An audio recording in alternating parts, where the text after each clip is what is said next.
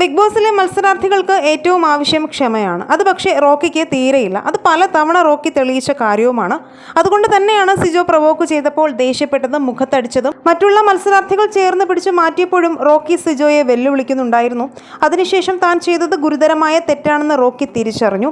അതുകൊണ്ട് തന്നെയാണ് കൺഫെഷൻ റൂമിൽ കയറി പൊട്ടിക്കരഞ്ഞതും. സത്യം പറഞ്ഞാൽ ഇത്രയും ധൈര്യമായി മറ്റുള്ളവരുടെ മുഖത്ത് നോക്കി നേർക്കുനേർ നിന്ന് സംസാരിക്കുന്ന റോക്കി കൺഫെഷൻ റൂമിൽ പൊട്ടിക്കരയുന്നത് കണ്ടപ്പോൾ സത്യം പറഞ്ഞാൽ വിഷമം തോന്നി. ഒരു കൊച്ചു കുഞ്ഞിനെ പോലെ സിജോയോടും സിജോയുടെ അച്ഛനോടും അമ്മയോടും പ്രേക്ഷകരോടും ബിഗ് ബോസിനോടും ലാലേട്ടനോടും ഒക്കെ മാപ്പ് പറഞ്ഞ് എനിക്ക് പറ്റിപ്പോയി എല്ലാ തെറ്റുകളും ഏറ്റുപറഞ്ഞ് നിൽക്കുന്ന റോക്കിയെ കണ്ടാൽ സത്യം പറഞ്ഞാൽ വിഷമം തോന്നാത്ത ഒരു പ്രേക്ഷകരും ഉണ്ടെന്ന് തോന്നുന്നില്ല.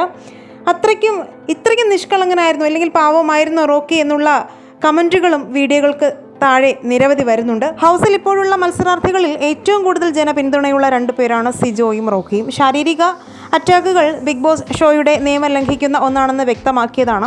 അതിനാൽ പലപ്പോഴും ശക്തമായ നടപടിയും എടുത്തിട്ടുണ്ട്. സിജോയുടെ മുഖത്ത് റോക്കി തല്ലിയെന്ന വീഡിയോയിൽ നിന്ന് വ്യക്തമായതിനാൽ മറ്റു തെളിവുകളൊന്നും ആവശ്യമില്ലാത്ത സാഹചര്യത്തിൽ ബിഗ് ബോസ് പരമാവധി നടപടി എടുക്കുകയാണ് ചെയ്തത്.